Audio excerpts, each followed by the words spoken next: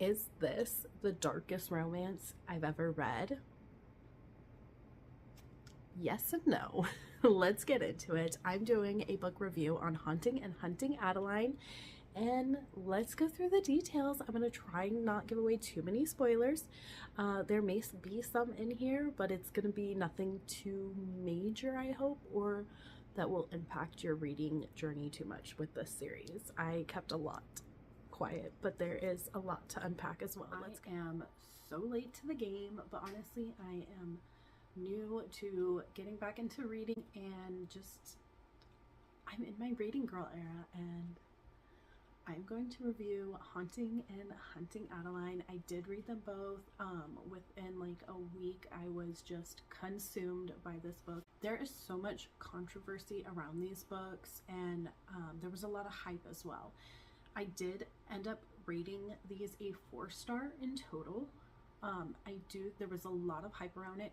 I really did enjoy it, but I'm gonna be honest, there was some tough spots in here for me to read.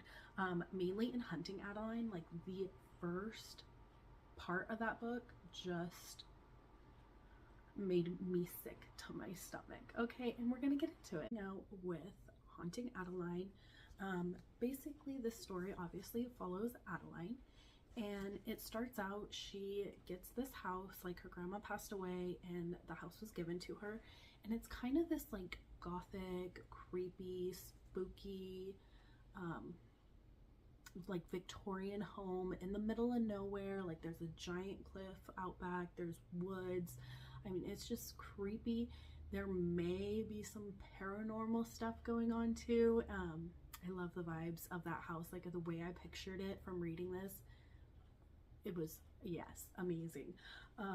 But basically it used to be her great-grandma's, and she ends up finding out that her great-grandma was actually murdered in this house, and she had a stalker. Adeline ends up finding some of her diaries that were like hidden somewhere. She finds them, she reads Grandma Gigi, great-grandma, had a stalker, and she fell in love with her stalker.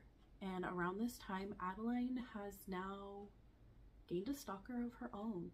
It starts with him like showing up outside of his house, outside of her house. He's like leaving roses in her house, empty glasses, and then she starts getting unknown messages. So a lot to unpack, especially with Gigi's story. And this month, actually, Gigi is getting her own book.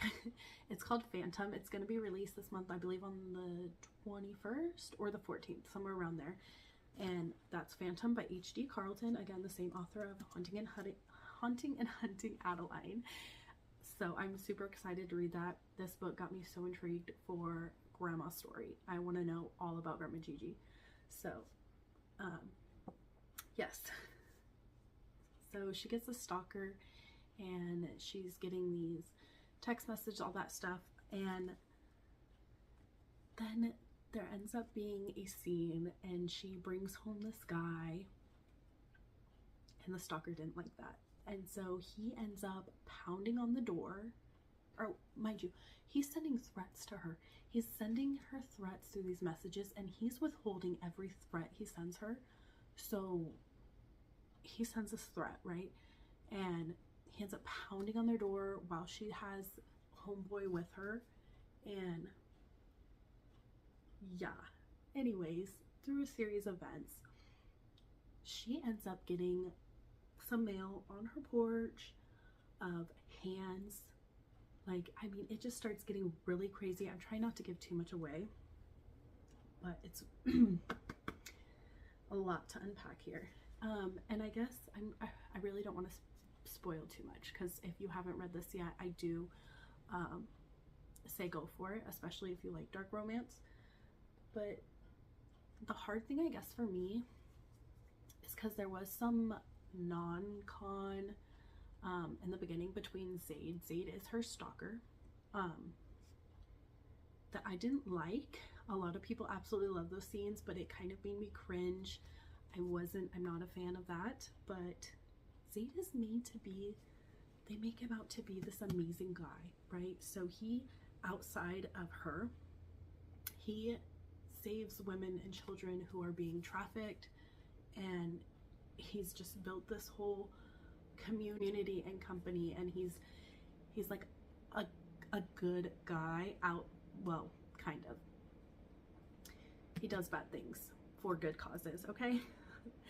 And it's really just heartwarming. But then the way he is with her, and he basically, his reasoning is like, I want you to see his reasoning is like, I want you to fall in love with me at my worst. So he knows the things he's doing is wrong, and I mean, at least he acknowledges that. But yeah, so basically, yeah, a bunch of crazy things happen. There's also some ritual stuff. I don't want to say too much and give away the ending of this, but the ending of this leads you right into, well, I guess I kind of am going to give you away a little bit. Leads you right into Hunting Adeline. So if you're going to read this one, you want to make sure you have access to Hunting immediately. You're not going to want to leave on the cliffhanger this leaves you on. I promise you that. Hunting, I enjoyed this book a lot more than the first one, but I also hated it a lot more. So Adeline goes through some of the most horrific things in the first half of this book. She is in this home where she is kidnapped. She's in this home where she is being groomed to be sold and trafficked. And in this house, just some horrible stuff, and it goes on for a good while in this book. I mean, the things that happen to her is over a span of 2 months. There is some time jumps, so you're not reading a whole 2 months worth. It's not 400 pages, but the first half of this book is rough. It had me sick to my stomach, to say the least. So going into the second half of this book, obviously she has a lot of PTSD and trauma, and she's working through those. There's a lot of time jumps throughout the first half and the second half as she's working through her trauma, her PTSD. And Zaid is like being, this book is where I really ended up appreciating Zaid a lot more. I did like him in this, but like I said, even though the non-consensual stuff, she was into it, I wasn't. I wasn't, okay?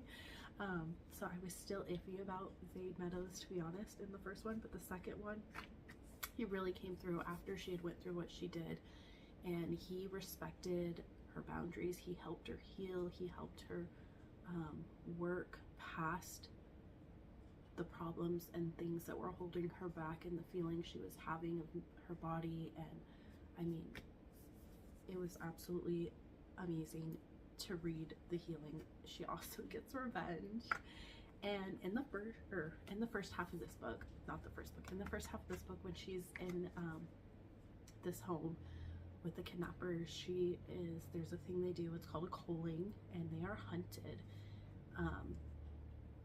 So when she gets revenge on these people, she does a culling with them, and it was so good.